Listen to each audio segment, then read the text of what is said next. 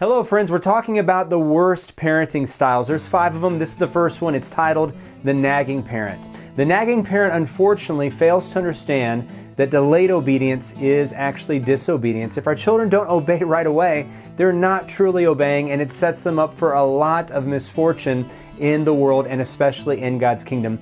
And the stereotypical example for this is the mom cooking dinner while her son Johnny is in his bedroom playing a board game with a friend from down the street. And mommy calls and says, "Johnny, it's time for dinner." And the friend looks at Johnny and says, "Johnny, your mom said it's time for dinner. Shouldn't we go?" And Johnny says, "Don't worry about it." And they just keep playing. And the mom calls again and says, "Johnny, I said come. It's time for dinner. Hurry, come along now."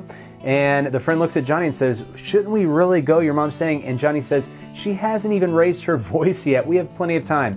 Well, now mom starts to get mad because she's been nagging and it's not really working, so she nags some more. And she says, "Johnny, I told you it's time for dinner. Come right now." The friend looks at Johnny and says, "Johnny, your mom's really getting angry. We should really go." And Johnny says, "Don't worry about it. She hasn't even started counting yet." And then here comes the infamous 1, 2, 3, and by 4.5, Johnny has now come to the table. Well, this is not obedience.